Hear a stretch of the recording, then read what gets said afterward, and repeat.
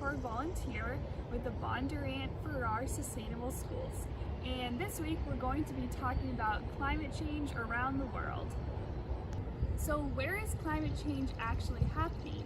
Climate change is affecting our whole planet and has been increasingly a problem over the last 100 years. With our population going up, our carbon levels have also been increasing after the Industrial Revolution, which has impacted our sea levels rising, ice caps melting, and our global temperature has increased. Hi, I'm Michael Van Osbury, and I'm also with the Bondurant for our Community School District Sustainable Schools program. And I'm going to talk a little more about how the world population and carbon emissions are connected. The current world population is 717 million. You'll see the red and yellow dots increase as I progress the years to 2010. The last year this interactive map has data.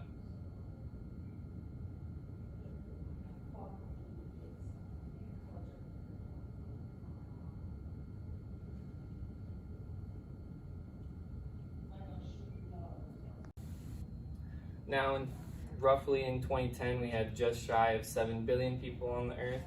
Typically, where you see we have a lot of population, there are red and white carbon bubbles, which show a large amount of carbon that had been put into the air because of a lot of people driving cars, a lot of factories producing items, big machinery moving around. But that isn't true everywhere.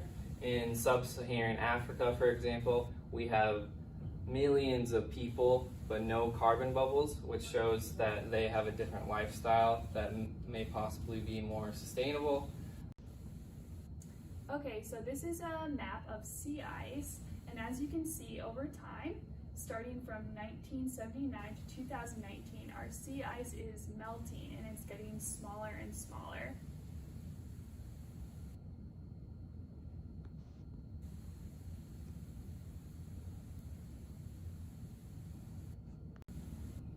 This shows a map of Miami in Florida in the United States, and it is showing over an amount of time the meters of sea level that are rising. So this is what can happen with increased sea levels. And as you can see, the red, all of this would be underwater. So this is a map of carbon dioxide, and as you can see over time, with the amount of carbon dioxide, we see more of a red color. This is in 2009, 2011, and as we get closer to the year we are in now, it gets really red with lots of carbon dioxide in our Earth. Where I have the cursor on the map is showing that one example of how people in places all around the world are being affected by climate change in different ways. For example, the cursor is showing the area of the Sahel Desert in Africa, where temperatures are expected to rise 1.5 times faster than the global average. In the Sahel, where there's already not a lot of water, droughts are becoming more frequent and impacting more people. Finally, this is a map of global temperature, and our temperature in our Earth usually fluctuates, it changes, gets a little bit hotter, gets a little bit colder. But as we get closer to the year we're in now, we start to see a really big amount of the red and yellow of the increase in temperature difference. So how much red and yellow here is pretty much a bad sign.